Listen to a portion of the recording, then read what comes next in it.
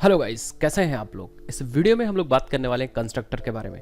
Guys, आप लोग का एक बहुत ही कॉमन सा क्वेश्चन है और वो क्वेश्चन है कि जब हम लोग कोई क्लास में कंस्ट्रक्टर बनाते हैं तो उसमें मैं बहुत सारे कंस्ट्रक्टर बनाता हूँ। इवन जब हम लोग स्प्रिंग ट्यूटोरियल पढ़ रहे थे या स्प्रिंग पढ़ रहे थे तो उसमें हम लोगों ने जब एंटिटी क्लासेस बनाते थे तो उसमें मल्टीपल कंस्ट्रक्टर्स बनाते थे। मैं तो बहुत ज़्यादा कंस्ट्रक्टर बनाता था। जैसे मान लो हमारे क्लास में अगर 4 प्रॉपर्टीज़ हैं तो 4 में से हम 4 प्रॉपर्टीज़ में से किसी कंस्ट्रक्टर में 3 इनिशियलाइज करते थे, किसी कंस्ट्रक्टर में 2 करते थे और किसी कंस्ट्रक्टर में 1 भी नहीं करते थे। तो इसमें क्या हो जाता है, बहुत सारे लोगों को कन्फ्यूज़न हो जाता है कि हमें कंस्ट्रक्टर इतने सारे क्यों बनाने चाहिए और हमें कंस्ट्रक्टर एक से ज़्यादा हम अपनी क्लास में बना सकते हैं कि नहीं बना सकते हैं। तो बहुत सारे लोग कमेंट करते हो कि सर हम लोग कंस्ट्रक्टर मल्टीपल कंस्ट्रक्टर क्यों बनाते हैं और आप बार बार एक से ज़्यादा कंस्ट्रक्टर क्यों बनाते हो। तो इवन बहुत सारे क्वेश्चन हमें आ गए हैं। तो आज हम लोग इसी वीडियो में बात करने वाले हैं कि हम मल्टीपल कंस्ट्रक्टर या मैं मल्टीपल कंस्ट्रक्टर क्यों बनाता हूँ जब भी मैं बनाता हूँ कोई क्लास, और कंस्ट्रक्टर को कैसे हम लोग को यूज़ करना चाहिए। वो सारी चीज़ें हम लोग इस वीडियो में डिटेल में बात करने वाले हैं।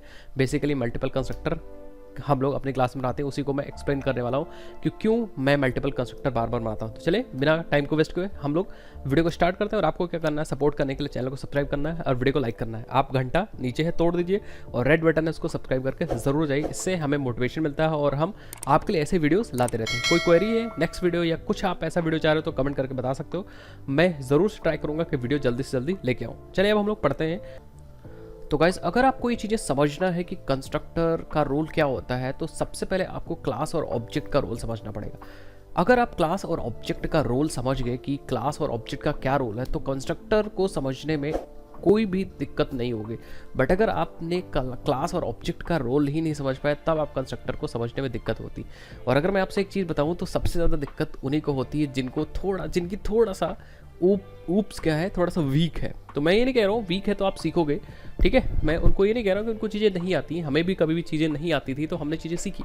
उसी तरह आप लोग को भी चीज़ें नहीं आ रही तो मैं आपको लोग को चीज़ें सिखा रहा हूँ। तो सबसे पहले हमें ये समझना पड़ेगा क्लास हम लोग क्यों बनाते हैं। तो क्लास बेसिकली हम लोग बनाते हैं कोई एक डेटा टाइप क्रिएट करने के लिए। जैसे मान लो हमें कोई स्टूडेंट का डेटा स्टोर करना है तो हम लोग क्या करेंगे, एक पहले स्टूडेंट क्लास बनाएंगे एंड देन उस डेटा टाइप के अंदर क्या क्या प्रॉपर्टीज़ रखना है वो हम लोग वहाँ पे पहले से ही बता देते हैं क्लास के अंदर। तो क्लास क्या होता है, एक ब्लूप्रिंट होता है।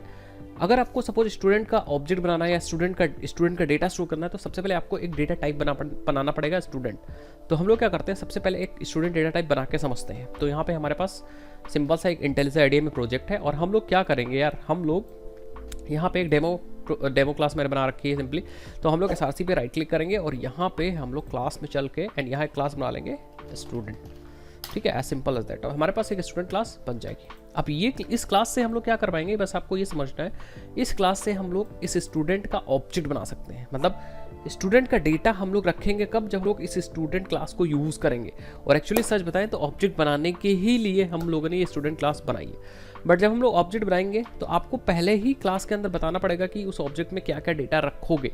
तो हम कहेंगे भाई स्टूडेंट का एक नाम लेते हैं, सबसे पहले एक स्टूडेंट की आईडी लेते हैं। तो हम कहेंगे प्राइवेट और एक ले लेते हैं इंटीजर स्टूडेंट आईडी। तो एक स्टूडेंट आईडी हमारे पास आ जाएगी। ये एक डेटा हो गया, एक वेरिएबल हो गया या एक प्रॉपर्टी हो गई। इसी तरह हम लोग क्या कर सकते हैं, हम लोग स्टूडेंट नेम ले लेते हैं, दूसरी प्रॉपर्टी होगी। तो अब स्टूडेंट के ऑब्जेक्ट के पास जब आप इस क्लास से स्टूडेंट का ऑब्जेक्ट बनाओगे तो वहाँ पे 2 प्रॉपर्टीज़ होंगी, एक आईडी और एक नेम होगा। इसी तरह आप यहाँ पे स्टूडेंट का सिटी भी ले सकते हो कि भैया वो स्टूडेंट किस सिटी से है। तो ये ऐसे करके आप बहुत सारे अपने रिक्वायरमेंट के हिसाब से बहुत सारे प्रॉपर्टीज़ रख सकते हो, कोई दिक्कत नहीं होगी। एंड इवन ये बेसिकली डेटा है, इसी के अंदर आप डेटा रखोगे जब आप ऑब्जेक्ट बनाओगे। अब बात आती है कि ये तो वेरिएबल्स है, लेकिन जब हम ऑब्जेक्ट बनाएंगे तो हम लोग डेटा रखेंगे कैसे। फॉर एग्जाम्पल यहाँ पे अगर मैं ऑब्जेक्ट बनाता हूँ, इस क्लास में आता हूँ, स्टूडेंट एक वेरिएबल लेता हूँ st1, ये पहला स्टूडेंट है, equal to new student. And अब हम लोगों ने तो यहाँ कोई डेटा पास ही नहीं किया। तो बाय डिफ़ॉल्ट क्या होगा कि एक डिफ़ॉल्ट कंस्ट्रक्टर जावा क्रिएट कर देता है। आपने कोई कंस्ट्रक्टर नहीं बनाया तो बाय डिफ़ॉल्ट एक कंस्ट्रक्टर क्रिएट कर देता है और इन सारे वेरिएबल की जो वैल्यू है वो डिफ़ॉल्ट वैल्यू से इनिशियलाइज कर देता है। जैसे अगर मैं इंटीजर स्टूडेंट आईडी को प्रिंट करूंगा तो 0 आ जाएगा, एंड अगर मैं स्ट्रिंग स्टूडेंट नेम को प्रिंट करूंगा तो नल आ जाएगा। नल इसीलिए आ जाएगा क्योंकि स्ट्रिंग की डिफॉल्ट वैल्यू नल होती है और इंटीजर की डिफॉल्ट वैल्यू 0 होती है। एंड यहाँ पे स्टूडेंट सिटी है, ये भी स्ट्रिंग टाइप की वैल्यू है, तो इसकी भी डिफॉल्ट वैल्यू नल होगी। अगर आप चाहो तो यहाँ पे देख सकते हो, एक बार मैं यहाँ पे आपको दिखाता हूँ st1 डॉट स्टूडेंट। अच्छा, ये चीज़ प्राइवेट है, तो आप क्या कर सकते हो, थोड़ी देर के लिए आप इसको यहाँ से हटा सकते हो जिससे मैं डायरेक्टली इसको एक्सेस कर पाऊँ। गेटर सेटर मैं नहीं बना रहा हूँ, तो हम यहाँ पर डायरेक्टली स्टूडेंट आईडी प्रिंट करेंगे एंड हम लोग एस आउट में st dot student name print करेंगे एंड देन हम लोग क्या करेंगे, एस आउट में फटाफट स्टूडेंट डॉट सिटी प्रिंट करें एंड देन हम लोग रन करेंगे, देखेंगे कि हमें क्या वैल्यू मिल रही है। तो जो ऑब्जेक्ट स्टूडेंट बना है उसके अंदर देखो बाय डिफॉल्ट क्या आ गया, 0 आ गया, नल आ गया, नल आ गया। दैट मीन्स उस ऑब्जेक्ट तक वैल्यू पहुंची ही नहीं। अब आपके पास ऑप्शन है कैसे डालोगे वैल्यू। तो जब वैल्यू डालने की बात आई तो फर्स्ट टाइम में तो आप डाल नहीं पाए क्योंकि फर्स्ट टाइम तो 0 आ गई, नल आ गया, नल आ गया। तो जब दोबारा डाल सकते हो, मतलब असाइन कर सकते हो वैल्यू असाइनमेंट ऑपरेटर से, ऐसे आप कर सकते हो स्टूडेंट 1 का जो स्टूडेंट आईडी है एंड स्टूडेंट 1 का जो स्टूडेंट नेम है वो आप यहाँ पे रख सकते हो, जैसे दुर्गेश आपने रख दिया, एंड स्टूडेंट 1 का जो स्टूडेंट सिटी है वो जैसे आपने यहाँ पे दिल्ली रख दिया। ठीक है, तो आप क्या कर सकते हो, एक एक वेरिएबल को आप इनिशियलाइज कर सकते हो, कोई दिक्कत नहीं। और अगर आप अब रन करते हो तो आपको आउटपुट देखोगे यहाँ पे मिल जाएगा, ये देखिए 12 दुर्गेश एंड दिल्ली। आप इस तरीके से वैल्यू असाइन कर सकते हो, नॉट इनिशियलाइज। फर्स्ट टाइम में वैल्यू तो गई होगी 0, फर्स्ट टाइम की बात करो, मतलब इससे पहले जब ऑब्जेक्ट क्रिएट हुआ होगा तो वैल्यू गई होगी 0, नल नल। तो अब हम चाहते हैं यार देखो, अब आप दिक्कत ये हो रही कि सपोज आपके पास 3 वेरिएबल है तो 3 लाइन एक्स्ट्रा लिखनी पड़ी, और अगर पास 10 वेरिएबल होती तो एक ही ऑब्जेक्ट के लिए 10 लाइन एक्स्ट्रा लिखनी पड़ती सिर्फ असाइन करने के लिए वैल्यू। तो ये काम कंस्ट्रक्टर क्या करता है, इसी काम को हटा देता है। कंस्ट्रक्टर एक फंक्शन होता है या constructor is similar to method, जो क्या करता है आपके ऑब्जेक्ट को इनिशियलाइज करता है। जो ऑब्जेक्ट बना रहे हो इसके अंदर जो वैल्यूज हैं उनको इनिशियलाइज करेगा। इनिशियलाइज का मतलब फर्स्ट टाइम में ही वैल्यू डाल देगा। जो आप यहाँ पे 12 दुर्गेश दिल्ली डाल रहे हो वो जाके पहली बार में ही वैल्यू को इनिशियलाइज कर देगा और आपको ये चीज़ करनी भी नहीं पड़ेगी। तो इसलिए हम लोग आएंगे एंड स्टूडेंट क्लास के अंदर कंस्ट्रक्टर बनाएंगे। तो हम लोग क्या करेंगे, कंस्ट्रक्टर की कुछ प्रॉपर्टीज़ हैं, जैसे पब्लिक है, पब्लिक लिखो चाहे लिखो, ये तो मॉडिफायर है। एंड देन कंस्ट्रक्टर कोई वैल्यू रिटर्न नहीं करता है, तो आपको यहाँ पे वॉइड इंट ये सब नहीं लिखना है, सिंपली कंस्ट्रक्टर का नाम लिख देना है। और सबसे बढ़िया चीज़ है कंस्ट्रक्टर का नाम वही होता है जो आपके क्लास का नाम होता है, तो आपको कुछ एक्स्ट्रा दिमाग भी नहीं लगाना, कुछ सोचना भी नहीं, आप डायरेक्टली सोचो मत, डायरेक्टली स्टूडेंट लिख दो। स्टूडेंट इसलिए लिख दो क्योंकि यहाँ पे स्टूडेंट है, सॉरी क्लास का नाम स्टूडेंट है तो यहाँ पे भी स्टूडेंट आ जाएगा। एंड देन सिंपली ये है आर्गुमेंट लिस्ट, ये है, इसके अंदर आप पैरामीटर्स दोगे। एंड एक्चुअली आप कंस्ट्रक्टर को क्रिएट करते समय पैरामीटर्स दोगे, तो इसीलिए उसको बोलते हैं हम लोग फॉर्मल पैरामीटर्स। तो यहाँ पे आप बताओगे क्या क्या लेना चाह रहे हो। तो हम क्या करेंगे, हम लोग यहाँ पे सारे वेरिएबल्स ले सकते हैं। सपोज हम एक वेरिएबल लेते हैं स्टूडेंट आईडी के लिए, एक लेते हैं स्ट्रिंग स्टूडेंट नेम के लिए, परफेक्ट है, एंड एक लेते हैं स्ट्रिंग स्टूडेंट सिटी के लिए। ठीक है, तो ये these are the basic local variables. ये लोकल वेरिएबल्स किसके लिए हैं, ये सिर्फ और सिर्फ आपके इसी कंस्ट्रक्टर के अंदर यूज होंगे। कौन से वेरिएबल, ये वाले सारे वेरिएबल। अब लोग क्या करेंगे, हम लोग इन लोकल वेरिएबल्स में जो वैल्यूज आएंगी, जो हम लोग यहाँ पास करेंगे यहाँ पे, वो हम लोग इसमें डालेंगे। तो हम लोग क्या करेंगे, ऊपर इंस्टेंस वेरिएबल को एक्सेस करने के लिए आप दिस यूज कर सकते हो। तो हम लिखेंगे this dot ID. This dot ID का सिंपल मतलब होता है दिस डॉट स्टूडेंट आईडी, मतलब हम ऊपर वाली की बात कर रहे हैं, इंस्टेंस वेरिएबल। ठीक है, आई थिंक आपको समझ में आ गया होगा। एंड हम लोग इस वेरिएबल के अंदर हम लोग ये वाली आईडी डाल देंगे। तो हम लिखेंगे स्टूडेंट आईडी। अब अभी आप दिस में मत कंफ्यूज होना, दिस का सिंपली मतलब है कि हम लोग इंस्टेंस वेरिएबल की बात कर रहे हैं, जो ऑब्जेक्ट के पास जाएगा वेरिएबल उसकी बात कर रहे हैं। एंड स्टूडेंट आईडी मतलब ये वाली आईडी। अगर आप थोड़ा सा भी कंफ्यूज हो रहे हो तो इसको आप एक्स वाई कर दो, ऐसा करके भी कर सकते हो। ठीक है, एंड हम लोग दिस डॉट स्टूडेंट नेम के अंदर हम लोग स्टूडेंट नेम डाल देंगे। एंड हम लोग दिस डॉट स्टूडेंट सिटी के अंदर स्टूडेंट सिटी डाल दें। एंड आप यहाँ ऐसा आउट दे दो, ऑब्जेक्ट क्रिएटेड विथ वैल्यूज। ठीक है, तो सिंपल।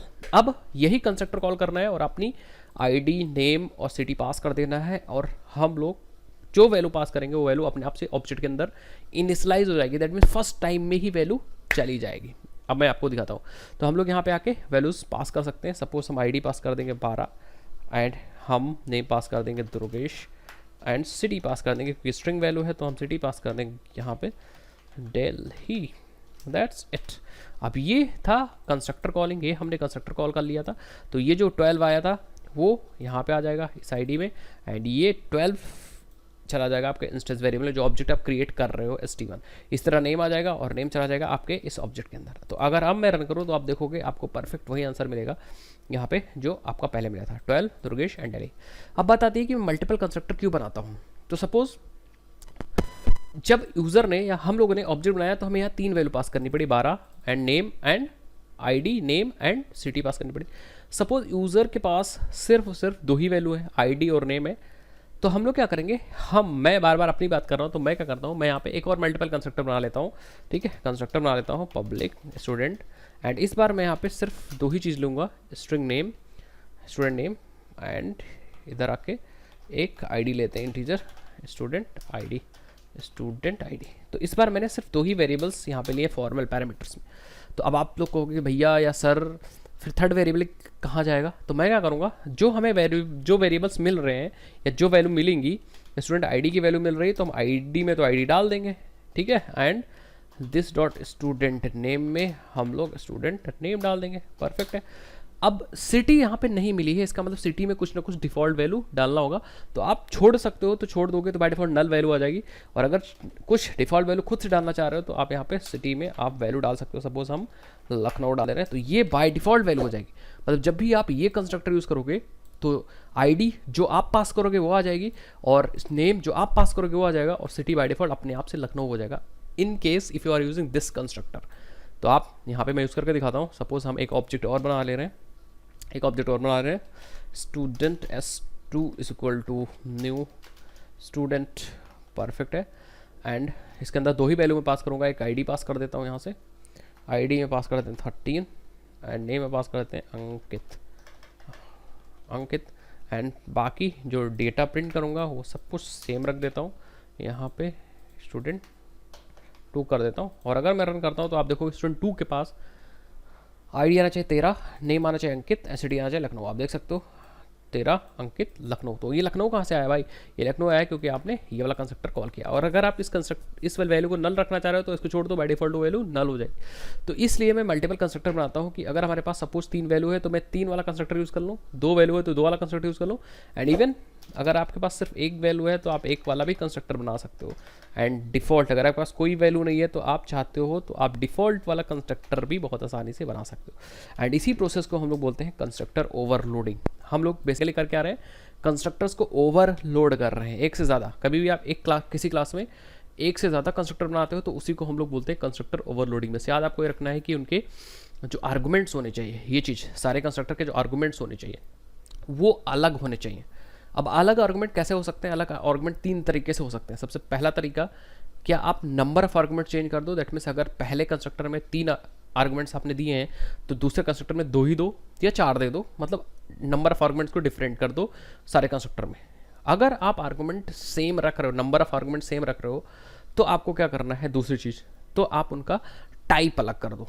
अगर सपोज पहला कंस्ट्रक्टर एक इंटीजर ले रहा है तो दूसरा कंस्ट्रक्टर एक ले सकता है बट वो स्ट्रिंग डबल फ्लोट कुछ ले सकता है बट इंटीजर नहीं ले सकता, सेम नहीं होनी चाहिए। एंड तीसरा केस है कि अगर आपका नंबर ऑफ पैरामीटर भी सेम है, आर्गुमेंट में नंबर ऑफ पैरामीटर सेम है, अगर उसका टाइप भी सेम है तो आप ऑर्डर चेंज कर दो, उन पैरामीटर्स का ऑर्डर चेंज करो। तो एग्जांपल मतलब है जैसे अगर पहला कंस्ट्रक्टर है जो इंटीजर डबल ले रहा है तो आप दूसरे कंस्ट्रक्टर में डबल इंटीजर कर दो।